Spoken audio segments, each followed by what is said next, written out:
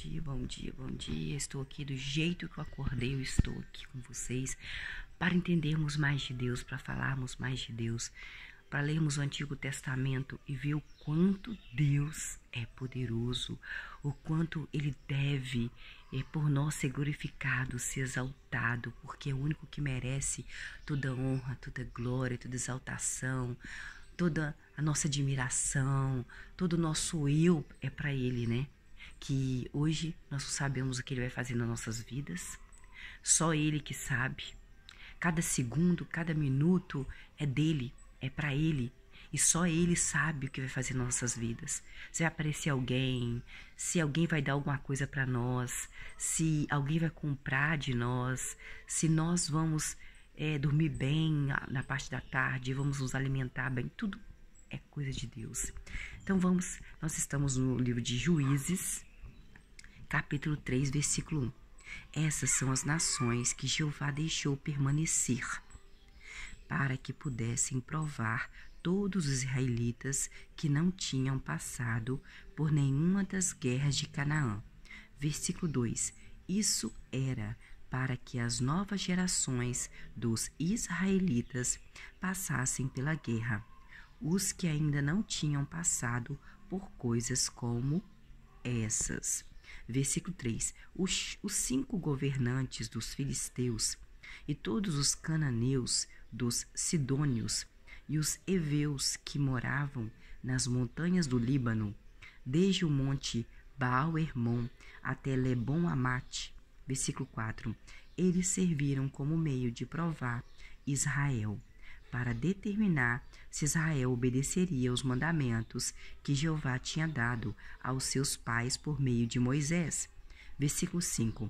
Assim, os israelitas moraram entre os cananeus, os hititas, os amorreus, os perizeus, os heveus e os jebuseus.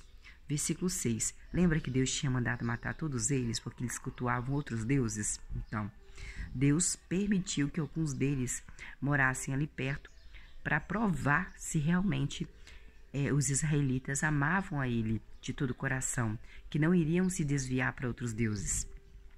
Versículo 6. Eles tomavam as filhas dos perizeus, dos heveus, dos hititas, dos amorreus, dos jebuseus como esposas e davam suas filhas aos filhos deles. Deus falou que não podia fazer isso. E começaram a servir aos deuses dos amorreus, dos hititas, dos perizeus, dos heveus e dos jebuseus. Deus falou que não era para fazer isso. Versículo 7. Assim, os israelitas fizeram o que era mal aos olhos de Deus. Eles se esqueceram de Jeová, seu Deus, e serviram aos Balaíns e aos postes sagrados. Versículo 8. Por isso, a ira, Deus fica irado, Deus fica bravo. A ira de Jeová, de Deus, se acendeu contra o povo de Israel.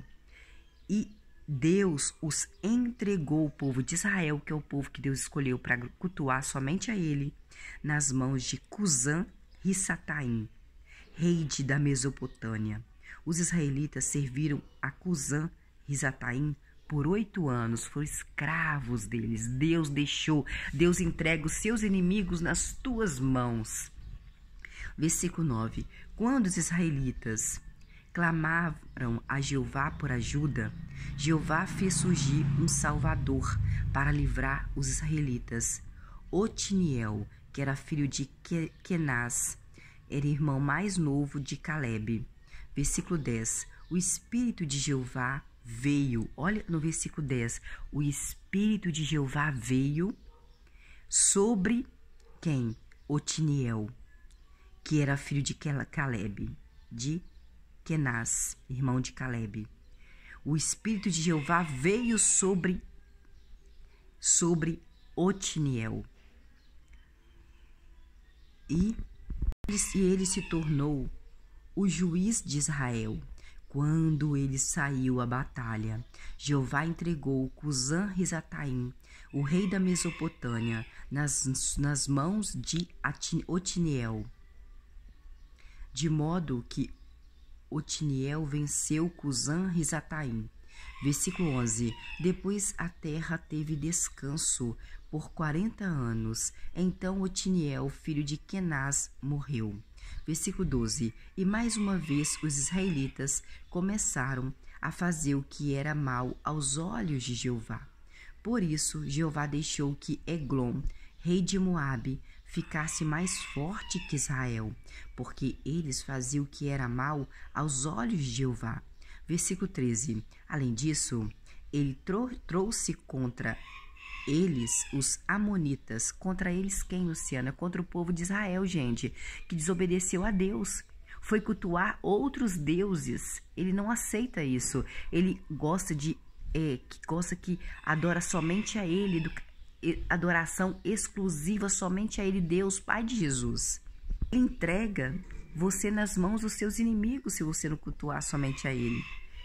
Ele faz algo que os seus inimigos vençam você. Versículo 13. Além disso, Deus trouxe contra os israelitas os amonitas e os amalequitas, e eles atacaram o povo de Israel e tomaram a cidade das palmeiras. Versículo 14. Os israelitas serviram a Eglon, que era rei de Moabe. Serviram quer dizer, foram escravos deles por 18 anos. 18 anos, hein? 18 anos. Versículo 15. Então, os israelitas clamaram a Jeová por ajuda. Sempre é assim. Você briga com a pessoa, você manda ela não sei para quantos lugares, mas quando você precisa, você grita por ela. Você fala mal dela por trás, você faz chacota por trás, mas quando você precisa de ajuda, você vai atrás dessa pessoa. Você maltrata, mas você vai atrás dessa pessoa. E olha o que aconteceu. Eles iam cultuar outros deuses, cultuavam outros deuses. Deus mandava os inimigos atrás do povo de Israel.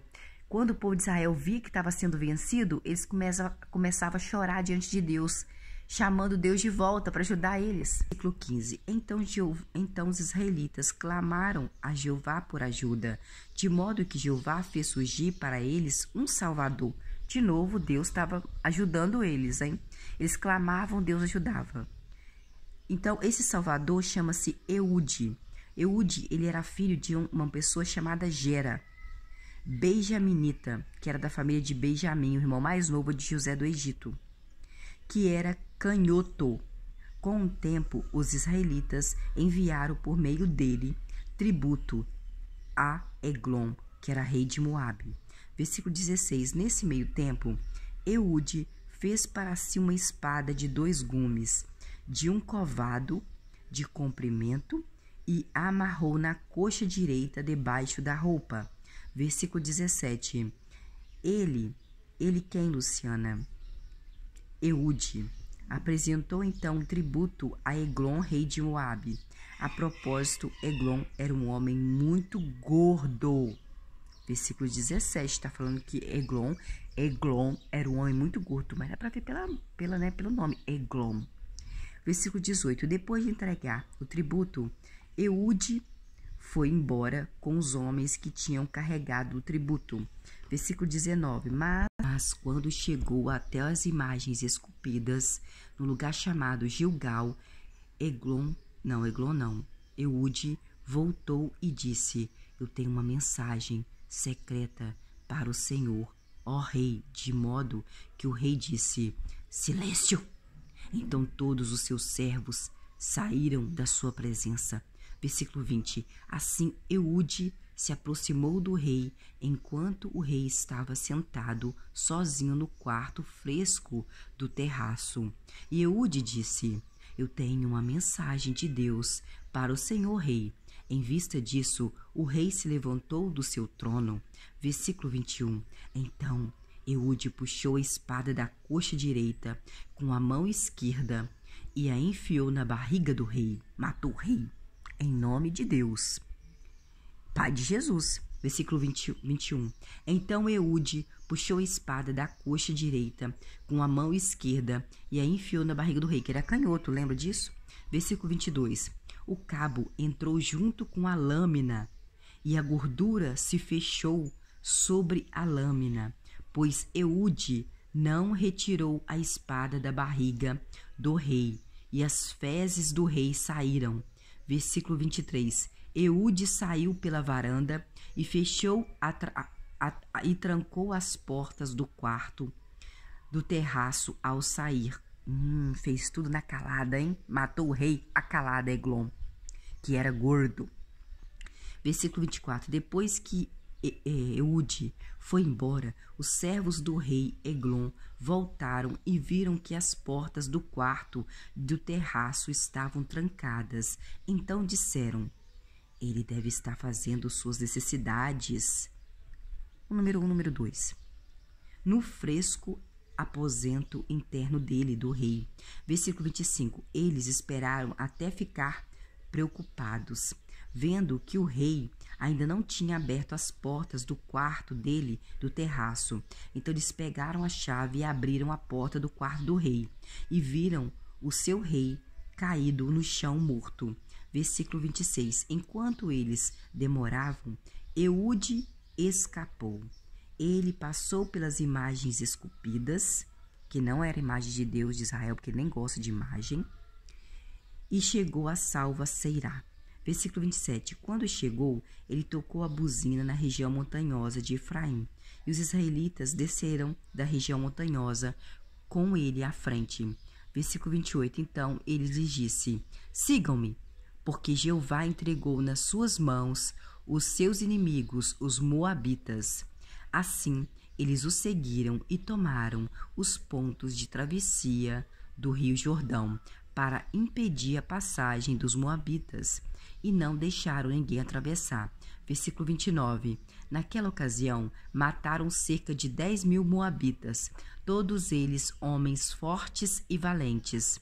Não escapou nem sequer um moabita. Versículo 30. Assim, naquele dia, Moabe foi subjugado às mãos de Israel, do povo de Israel, e a terra teve descanso por 80 anos. Versículo 31. Depois de Eude veio Sangar. Sangar era filho de Anate, que matou 600 filisteus com uma aguilhada. O que é aguilhada? De boi. Ele também salvou o povo de Israel. Então, o povo de Israel fazia o que era errado, cultuava outros deuses, e depois, o que ele fazia? Eles choravam diante de Deus e Deus mandava um salvador. E eles matavam aqueles reis que estavam atrás do povo de Israel.